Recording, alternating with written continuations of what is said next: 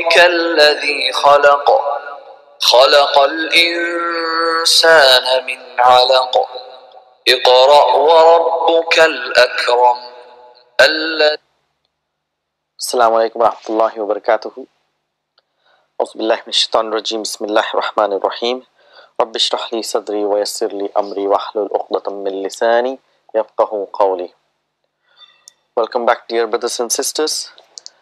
Inshallah, today what we're going to do is we're going to revisit our house of Arabic, what we have built so far, and we're going to revisit all the building blocks, and we're going to catch up with all the concepts we learned so far. So it's a quick reminder and quick like a revision. So what we've done so far, inshallah. So we started our journey with alphabets. So we know how many alphabets we have, how different kinds of alphabets, and we should not get confused with alphabets which are used in the language of Urdu, which are quite similar in any other languages. People from other countries who are visiting, who are watching these videos. So make sure we identify Arabic alphabets properly. So we learn the characteristics of certain letters of Arabic alphabets, which are called naughty letters, which do not allow any letters to be joined when they come after it. So they act like a full stop in a word. So when a word comes and we use these letters, then we cannot join them, like wajada, zara'a. If you see, all the letters are separated when these letters come. So that's about naughty letters. And we also learned about certain letters which will be pronounced differently when we use an definite article al, where when we do not produce the sound of lam from the definite article, and where we give shadda to the letter which comes after it, and those letters are called hurufu shams. And these are those letters. How to recognize these letters is all the letters, the sound of which is produced by bringing the tip of the tongue just at the near the teeth, or just behind or in front of the teeth. Those are the letters which are called hurufu shams. For example, here we got ta, tha, dal, zal, ra, za, sin, shin, sad, ta, ta, za, lam, nun. These are all the hurufu shams. And hurufu qamar, or the rest of the letters, are called hurufu qamar, where the sound of the definite article lam is produced along with the letter which comes after it, and those are called huruful qamar. And these are the letters, the remaining ones. So how do we use those letters, huruful shams? So if we have tajir, we say at-tajir. So the sound of lam is skipped. So we give shadda to the letter which comes after it, like at-thawbu, ad-diku, ad-dhahabu, ar-rajulu. And the huruful qamar is where with the sound of the letter is produced normally along with the sound of lam. That's al-babu, al-abu, al-jannatu, al-himaru. So this is about hurufu shams and hurufu qamar, a very important concept to be remembered and to recognize, inshallah. Then we learned about what are the different types of words in Arabic. So letters forms words. So we learned that there are 3 types of words in Arabic which forms the whole sentence, paragraph in the whole books, and those words are called ism, fi'al, and harf. So we learned that harf is a word that makes no sense on its own unless there is another word, like we've learned so far: ala, ila, fi, li, min. These are all harf. And we learned that fi'al is a word in which you can get a meaning of a tense. That means present tense, or past tense, future tense. Any word which describes that there is a tense attached to it, that word is called fi'al, or a verb, what we call. There's an action, and the time of action that has been taken place is embedded within the word. For example, if we say he went, so we know that means it's a past tense and there's action of going, he's went. So there are 2 things coming in a fi'al. So what is the action, and there is a time attached to it. Whereas in ism, there is no time attached to it. So ism, it has a meaning on its own. Unlike harf, it does not make any sense, but ism, it makes sense on its own, and it does not have any tense attached to it, and it consists of a lot of things in Arabic. For example, we have name, place, animal, things, adverbs, adjectives, and more. We learn this, and in this introduction to Arabic, we're doing book 1, where we are mainly concentrating on the ism. So we'll learn more about isms, and in between we're going to learn about fa'al as well. So we started the journey of ism with, so what do we look in ism? There are 4 characteristics which we look in an ism. What are those 4 characteristics? We'll look what is the status of an ism. So any noun will in Arabic will have these 4 characteristics. It will have a status, which is marfu, mansub, majroor. We're going to do in a minute. And it will have a number, gender, and type. So we'll just quickly go through what these 4 things means. Every noun, whether it is name, place, animal, thing, every noun will have these 4 characteristics which we have to recognize. Very, very important. So what is status? What ism status means? Status means what is the noun ending with, whether it is marfu, mansub, or majroor. Every noun can be in this situation. That means, what that means, marfu means where the noun ending with dhamma, double dhamma or single dhamma. Mansub means where a noun ending with double fatha or single fatha. Majroor means where a noun ending with double kasra or single kasra. This is the status. And we learn that a noun, which this is called declension, where the noun is declining from dhamma to fatha to kasra. It's called declension. And when a noun declines completely, we call it as a triptot. And we learned that there are certain nouns which do not decline completely, and those are called diptotes.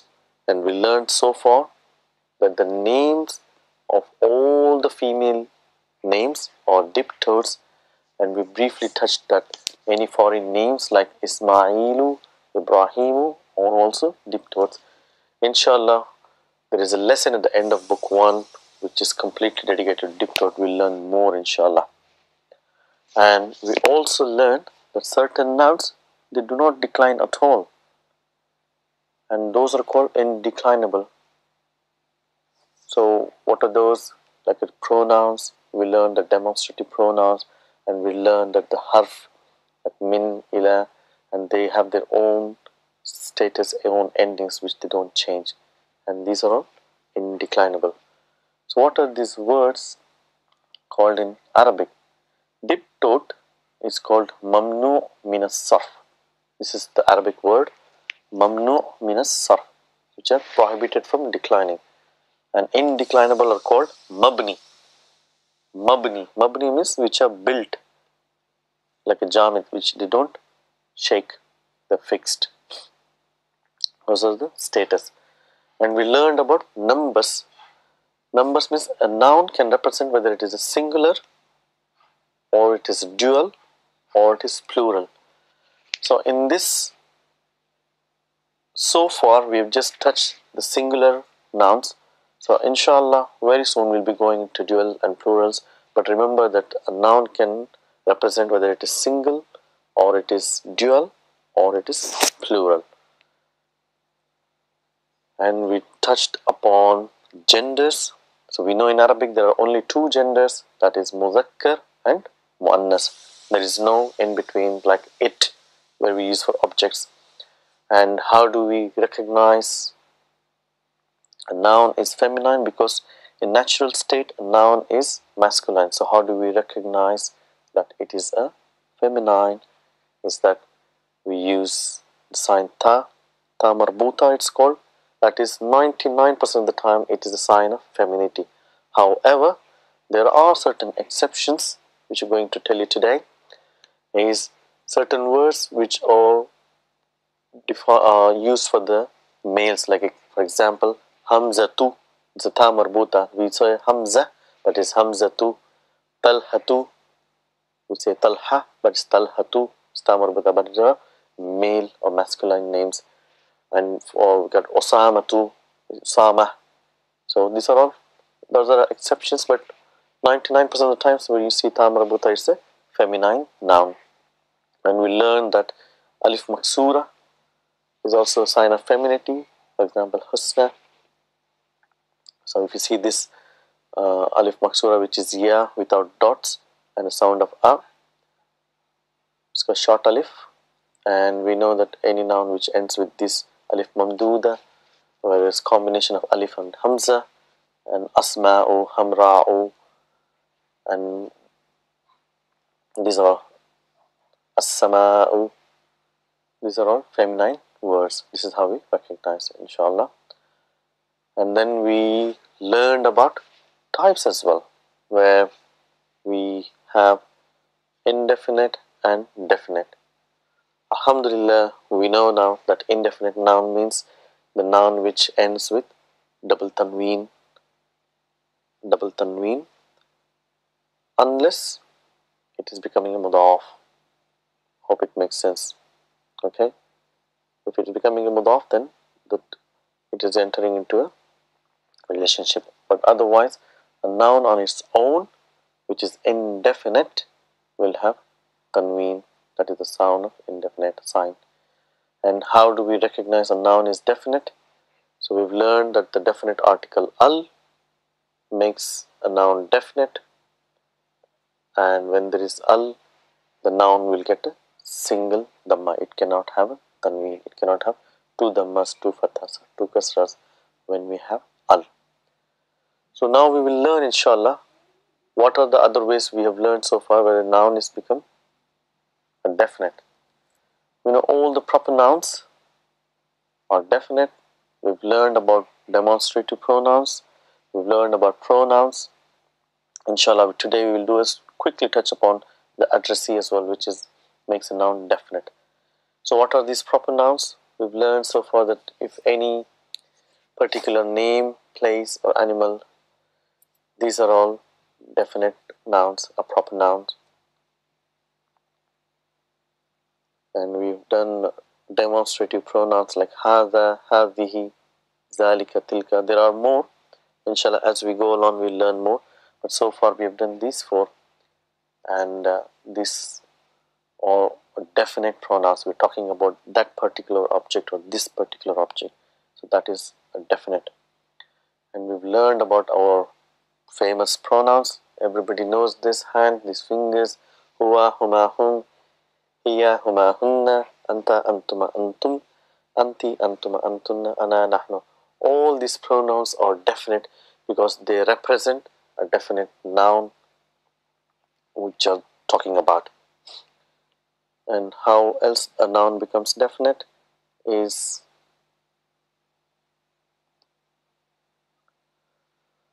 by what's called addressee. We use what is called as a vocative particle. What does this mean? Which means when you call somebody, we use, for example, in English we use oh man. For example, that to call somebody, it's called harfu nida. What is the harfu nida? The particle which is used to call the people, call attention, is called ya. Ya is called harfu nida. And the word which comes after ya is called munada. It's called munada. And there is a special characteristic of ya and munada, harfu nida and munada. Munada, whether it is definite or indefinite, always takes one dhamma. Because ya makes an indefinite noun into definite, but there is no al. It gives only one dhamma. Let me give some examples. Like Allahu is a word definite. So if we say ya Allahu. But if we say ustazun, it's an indefinite word, double dhamma. But when you use ya, when you're calling somebody, say ya ustazu. Abbasun, it's a definite but with double dhamma.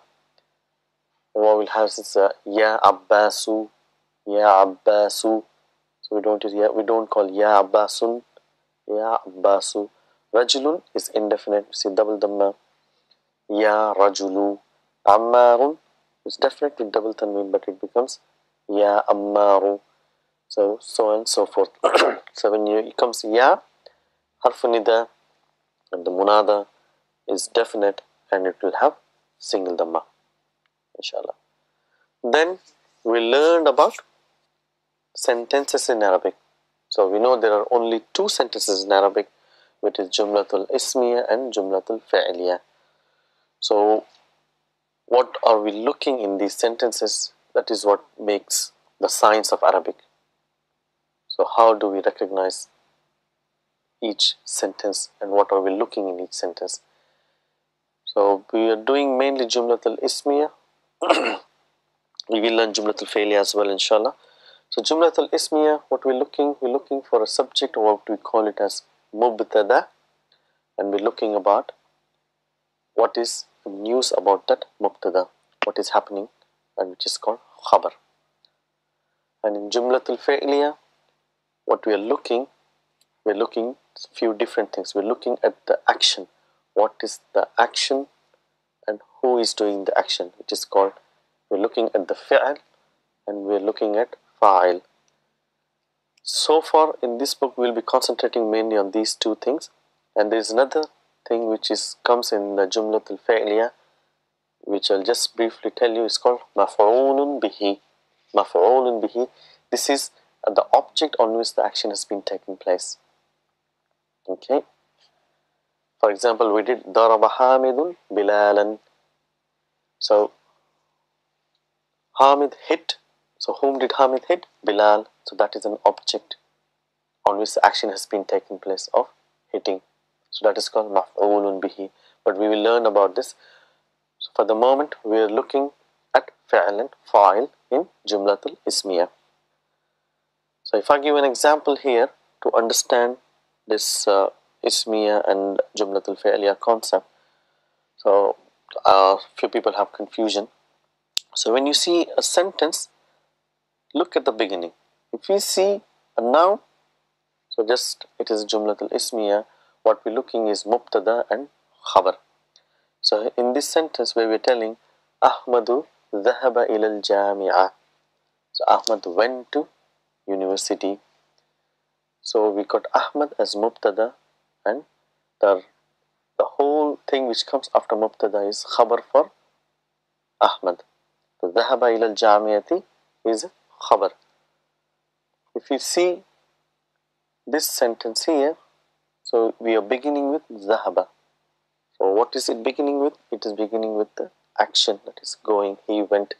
So this is called Jumlatul Fi'liya. So we are not looking for Khabar and Mubtada here. What are we looking here is who has gone. That is what we are investigating, we are focusing on. So we see here Dhahaba means he went. Now we have to see who this he represents. So we have to see after the action, we look who is gone. So if we see here Ahmadu, it's called Dhamma, and that is called the one who is gone. He is called fa'il, the subject of the verb. Subject of the verb is called fa'il, and subject of a sentence, nominal sentence, is called Mubtada. So if you see in both the cases, Mubtada and fa'il, the both are marfu. Both are marfu. So that is the difference. So in this here we call it as Mubtada, and Mubtada is the beginning of a nominal sentence, and here it is the subject of the verb. So there's a difference in it. So this Jumlatul Fi'liya. So if you just ignore Ahmad, if you just look at Zahaba ilal Jami'a, itself is a verbal sentence. He went to university. So this verbal sentence is coming as Khabar for Ahmad. And we have done different types of Khabars. Subhanallah. Let's revise what we learned about Khabar. We know about Mubtada, and we have done different types of Khabars. What are those different types of Khabars? We have done that Khabar can be one word. Hada kitabun. And when it is one word, 99% of the time it is indefinite and it will have double dhamma. That is the sign of khabar, and it is indefinite. And we learn about jar majroor shibu jumla khabar, where a khabar can be combination of harf jar and ism majroor. And we also learn, alhamdulillah, about zarf, tahta, fawqa, qabla. So that is itself is a khabar for the noun. And in previous example, we learned that a khabar can be the whole verbal sentence, jumlatul fa'iliya, like Ahmadu dhahaba ila al-jamia. Ahmad went to university. In English, in both ways, it is translated as same. If you say Ahmadu dhahaba ila al-jamia, we say Ahmad went to university. Dhahaba Ahmadu ila al-jamia, we still say, but in Arabic, it makes a lot of difference. So we have to investigate in a different way. And finally, the thing which you have not done in red is Jumlatul Ismiya. Itself can come as a khabar, which we learn later on, inshallah. So these are the types of khabars we have in a sentence. So this is what we're looking, whether it is one word or it is combination, is what type of combination, is jar majroor or it is zarf and mudaf ilayhi. And we got the whole sentence of Jumlatul Fa'iliya coming as a khabar. So we have to identify that. And Jumlatul Ismiya itself come as a khabar. For example, if I say Ahmadu huwa ibnul muhandis, he is son of muhandis. So huwa ibn muhandis is itself is a Jumlatul Ismiya coming as a khabar for Ahmadu. So inshallah we will do it again. Just quickly remind you about jar majroor, that's harf jars. So we know these harf jars, bata, kaf, lam, waw, munzu, mufqala, rubba, hasha, min, ada, fi, an, ala, hatta, ila. So any noun which comes after these words is called ism majroor and it will have kasra. And the second type of khabar is about zarf. So we learned about zarf, fawqa, tahta, qabla, ba'da, qalfa, wara'a, bayna, hawla, ghayra, duna, inda, ma'a, ladun, ayyu, ba'du, kullu. So these are the zarf which the noun comes after it will have a kasra. And coming to fa'aliya, Jumlatul Fa'aliya. So what are we looking in Jumlatul Fa'aliya is what is the action and who is doing the action. This is what we are looking at. Very simple. So there will be no confusion. For example, here we learned that nasara, for example, nasara, a three-letter verb, past tense, and its pure form. The verb itself represents who is doing the action. And in the verbs, the doer of the action in the pure form is hidden. This is a nasara. There is no sign of huwa. So that is why we call it as the doer as mustatir, or we have to look for a name of the doer. If it is a nasara, you will look a male name. This should be a male name or it is huwa. So in other verbs, other forms, so we will have the doer attached to the verb, like nasara. So nasara is a pure verb, and if you see this alif musanna, that is two people have done the action. So we've learned this, that waw represents all the men have helped, have done the action, and nasarat is a feminine verb. So here we have to look who is doing the action, whether it is mustatir, if it is not mentioned in the sentence after the fa'al, or the name of the female or the feminine object is present after the verb. We have to look for it in these two situations. In other situations, we've got the signs attached to the verb, like nasarata, nasarat, plus a, alif musanna, two women. And we learned here that after hunna of lam kalima will take sukoon, and we have got the sign of the pronoun attached to the verb, which represents who is doing the action. Na means all those women helped. Third,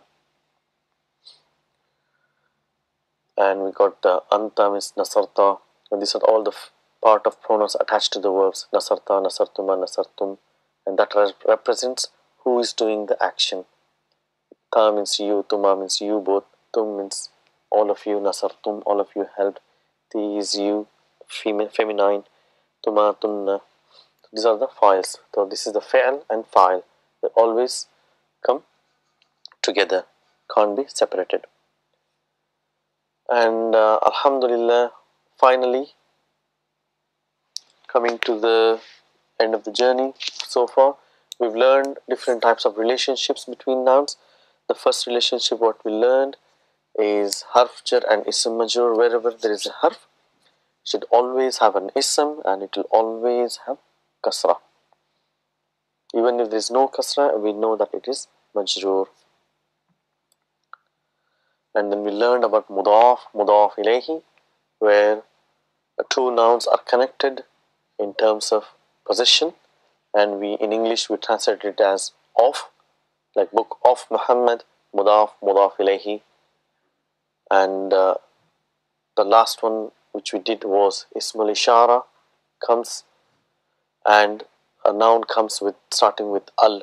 Any noun which comes after ismul ishara, like hada, hadihi, zalika, tilka, and a noun starting with al, and that is called a badal. Al badal with ismul ishara. So these are the three relationships which you learned, and I hope, even though it's a lot of information, you know everything now. Just break it down, revise, get all these concepts clear. Inshallah, it should help.